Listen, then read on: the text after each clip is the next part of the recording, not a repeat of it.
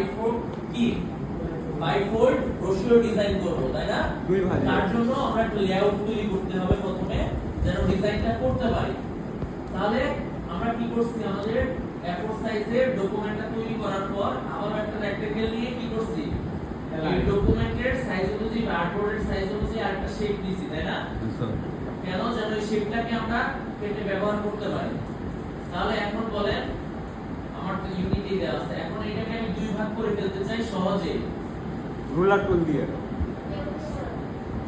Grid টুল আছে sir, একটা object ভুলে যান। আমি বলতেছি অবজেক্ট থেকে কোথায় যেতে হবে, আরো সহজ করে দিলাম। অবজেক্ট পাথ অবজেক্ট মেনুর একটা অপশন আমরা ব্যবহার করতে পারি সহজে এটাকে ভাগ করে ফেলার জন্য। পাথ থেকে পাথ থেকে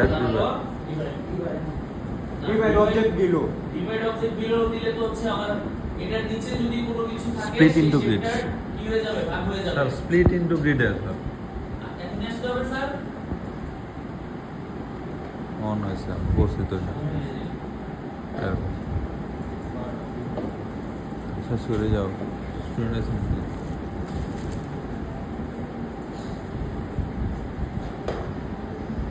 আচ্ছা দেখেন, পাথ থেকে আমরা যাব কোথায়, স্প্লিট ইনটু গ্রিড।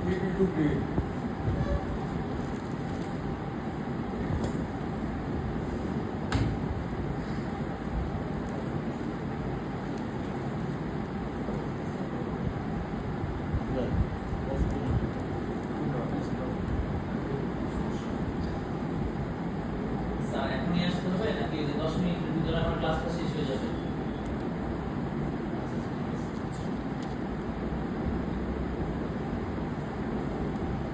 ওকে, তাহলে দেখেন আপনারা ভুলে যান স্যার কোথায় যেতে হবে, পাথ থেকে আমরা সহজে যেতে পারি কোথায়, স্প্লিট ইনটু গ্রিড। এবং স্প্লিট ইনটু গ্রিড থেকে প্রিভিউটা অন করতে হবে। আমি নিব কি, কলাম না রো? আমি যদি এভাবে ভাগ করি তাহলে কলাম কি নিব, হবে, কলাম। আমার এখানে আছে একটা, তাহলে আমাকে করতে হবে কি? দুইটা। আমি যদি ওকেতে প্রেস করি, করার সঙ্গে সঙ্গে কি হয়ে গেছে, ভাগ হয়ে গেছে না দুইটা? ইজি না? তাহলে কেন বলতে পারেন না? এখন হচ্ছে কাজ হচ্ছে আমার দুইটা ভাগে ভাগ হয়ে গেছে কি A4 পেপারটা, তাই না? এখন A4 পেপারটা মাত্র ভাগ হয়েছে, তার মানে আমরা ভাঁজটা পাইছি, মাঝখানের যে ভাঁজ সেটা আমরা কি পেয়ে গেছি। এখন আমাকে কি করতে হবে, তার মানে আমার এখানে একটা স্লাইড ডিজাইন করতে হবে, এখানে একটা স্লাইড কি করতে হবে, ডিজাইন করতে হবে। এখন ডিজাইন করতে হলে আমার এই দুইটারই তো কি লাগবে, মার্জিন লাগবে, তাই না? যেন লেখাগুলো যেন একদম কর্নারে না যায়। তাহলে মার্জিন নিতে হলে আমি দুইটাকেই সিলেক্ট করব, করে কি করব বলেন, এখন কোথায় যাব, অফসেট পাথ, অফসেট থেকে আবারও পাথ থেকে কি করতে হবে, অফসেট পাথ। গুড। এবং অফসেট পাথকে আমি যদি ভিতরের দিকে নিয়ে আসতে চাই তাহলে মাইনাস। এখন কি করতে পারি, 0.125 0.125 অথবা একটু যদি বড় হয় তাহলে 250 ইঞ্চিসও আমরা ব্যবহার করতে পারি। তাহলে আমাদের একটু বেশি জায়গা কি হলো, মার্জিন হলো। ক্লিয়ার? এখন এই সবগুলোকে ধরে আবারও কি করতে পারি, আমরা মেক গাইডস মাউসের রাইট বাটন ক্লিক করে মেক গাইড করে দিতে পারি। দেখেন তো স্যার আমার বাইফোল্ড ব্রোশিওরের লেআউটটা তৈরি হয়ে গেছে কিনা? স্যার আমার এখন বাইফোল্ড ব্রোশিওরের লেআউট তৈরি হয়ে গেছে। কেমন দেখেন, আর্টবোর্ডটা এই যে একটা একটা স্লাইড যদি আমি একটু চলে যাই আমার বাইফোল্ড ব্রোশিওরে, যদি এটাই আমার ডিজাইন হয় তাহলে কি দেখেন, এই যে আমার মিডল অংশটা, তাই না? তার মানে আমার এই অংশটুকু যাবে কোথায়, এখানে। এখানে ডিজাইন হবে এবং ডিজাইন কতটুকু বরাবর, এই আর্টবোর্ড পুরোটা। যদি আরো গ্রিড অ্যাড করার প্রয়োজন হতো, আমি গ্রিড অ্যাড করি নাই, তাহলে আমরা ডিজাইন করতাম কি গ্রিড বরাবর। গ্রিড বরাবর। আমরা চাইলে গ্রিডও অ্যাড করতে পারি ভিতর থেকে ডকুমেন্ট সেটআপ, এবং চাইলে কি করতে পারি এখান থেকে গ্রিড অ্যাড করে দিতে পারি। তাহলে আমার কি হবে দেখেন, 0.125 গ্রিডও কি হয়ে গেছে, অ্যাড হয়েছে, চতুর্পাশে অ্যাড হয়ে গেছে। এখন আমার একটা বাইফোল্ড ব্রোশিওর ডিজাইন টেমপ্লেটের লেআউট কি ইতিমধ্যে আপনাদের সামনে প্রস্তুত, তাই না?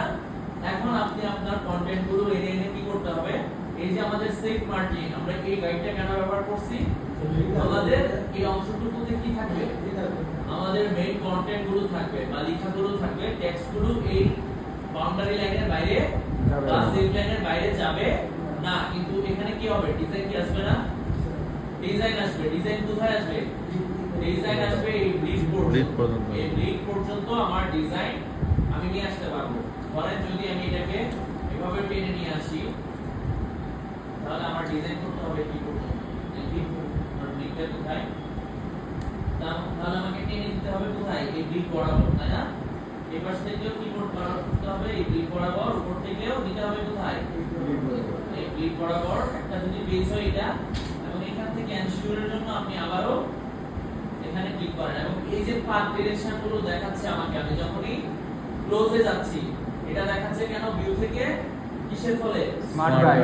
স্মার্ট গাইড অন থাকার ফলে। যদি না থাকে স্মার্ট গাইড অন, তাহলে আপনারা এই কমান্ডটা বা এই ডিরেকশনটা দেখাবে না। তাহলে কাজের ক্ষেত্রে সবাই স্মার্ট গাইডটাকে অ্যাক্টিভ করে নেবেন। অ্যাক্টিভ করা আছে কিনা এটা বুঝবেন কিভাবে, এখানে একটা টিক মার্ক বা চেক মার্ক দেওয়া থাকবে, ক্লিয়ার? তাহলে আপনি এখন চাইলে এই এটার উপর কি করতে পারেন, আপনার এলিমেন্টস গুলো এই বসাতে পারেন। আপনি চাইলে এই ডিজাইনটাকে অন্যভাবে নিতে পারেন, কি করতে পারেন, ঘোরাতে পারেন না। আমরা চাইলে অবজেক্ট থেকে ট্রান্সফর্ম থেকে রোটেটও করতে পারি, এই শেপটাকে কি করতে পারি, ঘুরিয়ে ফেলতে পারি। ধরেন আরো ছোট করে নিলে শেপটা দেখতে একটু সুন্দর দেখাতো, আর একটু বড় করে যদি চাপটা করে নিতাম, আমরা চাইলে কি এই পেজ থেকে এই পেজ পর্যন্ত চাইলে কি করতে পারতাম, আর একটু রোটেশন করলে আসতো না। তাহলে এইভাবে চাইলে আমরা কি করতে পারি, একটা ডিজাইন তৈরি করতে পারি। তাহলে বাইফোল্ড ব্রোশিওর ডিজাইনের জন্য এটা আবার বাইফোল্ড হয় না, এটা হচ্ছে ট্রাইফোল্ড। তিন ভাগ। দেখেন এখানে একটু পার্থক্য আছে। তাহলে এখানে কি আমরা দেখতেছিলাম, বাইফোল্ড মানে দুইটা ভাঁজ হবে, এই যে দুইটা ভাঁজ, যেগুলোতে দুইটা ভাঁজ দেখতেছি এগুলো হচ্ছে bifold design, bifold brochure design. আর আমি যদি একটু ট্রাইফোল্ড লিখি, এখানে তিন ভাগ। ভাঁজ হবে দুইটা, স্লাইড থাকবে তিনটা। আরেকটা বিষয় আছে, আরেকটা বিষয় হচ্ছে আপনি যখন ডিজাইন করতেছেন তখন এইটা তো আপনার পেজের একটা পার্শ্ব না। তাহলে আপনাকে কি করতে হবে, আপনাকে যদি অপর পেজটা আপনি ব্ল্যাঙ্ক বা সাদা রাখতে না চান, তাহলে কি করতে হবে, সেম এটাকে আপনাকে আবারও আরেকটা সেম আর্টবোর্ড দিয়ে কি করতে হবে। এখন আমার আর্টবোর্ডটা চলে আসছে, তাই না? এখন এই আমি চাই আমার এই যে গাইডগুলো আছে, এই গাইডগুলো কি হয়ে যাক, এই গাইডগুলো সরাসরি এখানে বসে যাক। আমরা কি করতে পারি, আমরা কন্ট্রোল সি দিয়ে কপি করতে পারি, এবং আমরা কন্ট্রোল সি দিয়ে গাইডগুলোকে কপি করতে পারি, এবং control shift alt V press করে আসে।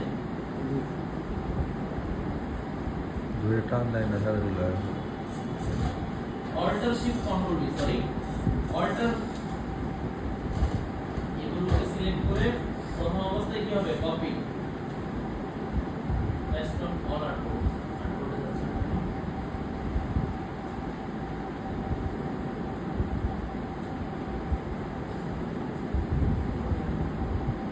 सर ऑर्डर से पढ़ाई नाम लाता है এগুলো যাওয়ার কথা কপি হয়ে, কোন শিফটে জানলে হবে।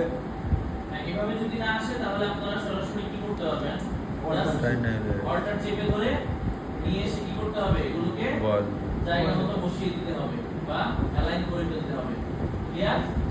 তাহলে বসে যাবে। তার মানে যদি আপনাকে বাইফোল্ড ডিজাইন যদি দুই অংশে আপনি লেখা রাখতে চান, তাহলে আপনাকে পেজ ডিজাইন করতে হবে, মানে স্লাইড ডিজাইন করতে হবে কয়টা, দুইটা চারটা, একটা দুইটা, এক পাশের জন্য পেজের জন্য, এবং এই পেজটারই বিপরীত পাশের জন্য কি হবে, আরো দুইটা ডিজাইন করতে হবে, ক্লিয়ার?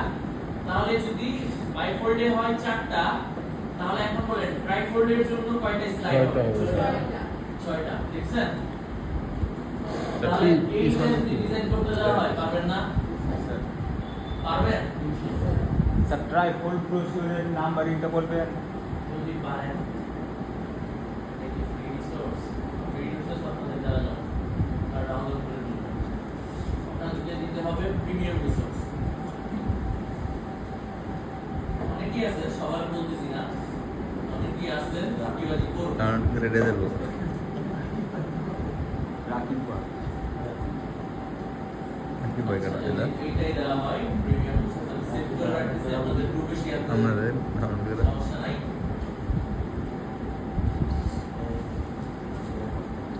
দিন আরো কিছু প্রিমিয়াম রিসোর্স আমি দিতেন না দিব। ডাউনলোড করতাম তাহলে দেখেন এই যে মাত্র দেখালাম ঘুরানোটা তাই না তাহলে কি এখানে আমরা চাই কি এটাতেও কি করছি ঘুরিয়েছি স্যার আপনাদের সফটওয়্যার শেখানোর মূল উদ্দেশ্যই আমার ছিল আপনারা যেন কাজ দেখলে কাজ করতে পারেন এবং আমি মনে করি ইনশাআল্লাহ আপনারা এখন এই ধরনের ডিজাইনগুলো যেগুলো দেখেন এগুলো কি ফ্লিপিকের প্রিমিয়াম রিসোর্স আপনারা বুঝতেছেন ফ্লিপিকের প্রিমিয়াম রিসোর্স এই ডিজাইনগুলো কি হচ্ছে সেল হচ্ছে এগুলো টাকা দিয়ে নরমাল ফ্রিতে কিছু পাচ্ছি না ডিজাইনগুলো ফ্রি সরি টাকা দিয়ে মানুষ কিনে নিচ্ছে ক্লায়েন্টরা আমরা হয়তো বাঙালিরা কিনি না কিন্তু অন্যান্য দেশেরা কি করে এই ডিজাইনগুলো কিনে নিচ্ছে এবং আপনাকে ভালো একটা অ্যামাউন্টের ডলার পে করতেছে ডিজাইন সিম্পল না তাহলে আপনারা এগুলো একটু আমরা এরকম গ্রাফিক দিকে আমরা দেব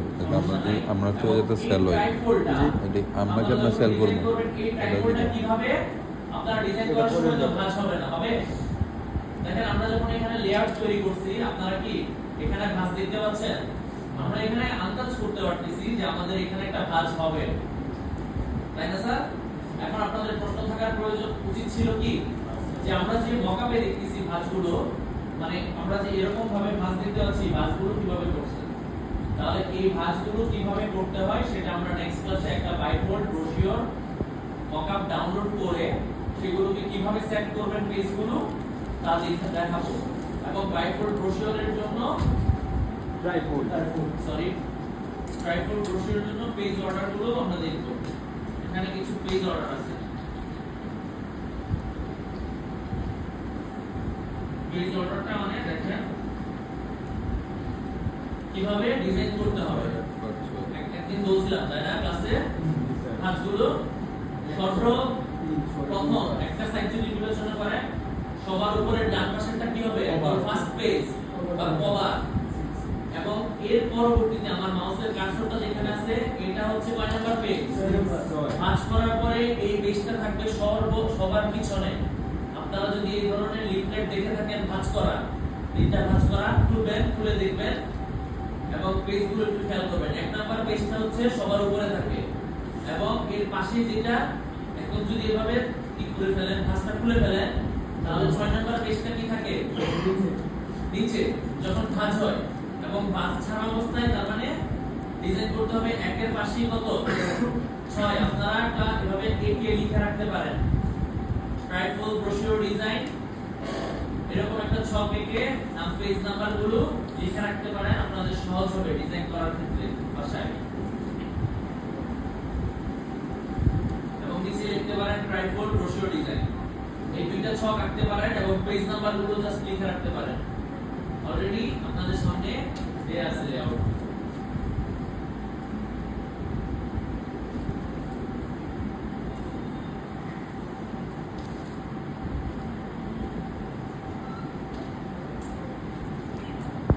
গ্রাফিক্স ডিজাইন এত সহজ না স্যার ধৈর্য নিয়ে আসতে হবে অনেকের কাছে এই ক্লাসগুলো এখন বোরিং মনে হবে কারণ এগুলো অনলাইন রিসোর্স আছে ফ্রিল্যান্সিং সেশন তবে আমাকে যেহেতু ফ্রিল্যান্সিং সেশন আছে এই কাজগুলো এই অ্যাকাউন্ট তৈরিগুলো এই প্রসেসগুলো আমাকে অফিস থেকে গাইডলাইন আছে আপনাদের অফিসে কিন্তু আমাকে স্যারকে আমি যে গত ক্লাসে স্যারের সাথে বসছি প্রায় আপনারা চলে যাওয়ার পরও আমি 1.5 ঘন্টা স্যারের সাথে আপনাদের এই কোর্সে কি কি আমরা আলোচনা করছি এই পর্যন্ত কিভাবে শিখাচ্ছি আপনারা কোন অবস্থায় আছেন কোন অ্যাকাউন্টগুলো তৈরি হচ্ছে স্যারের একটা ফ্রিল্যান্সিং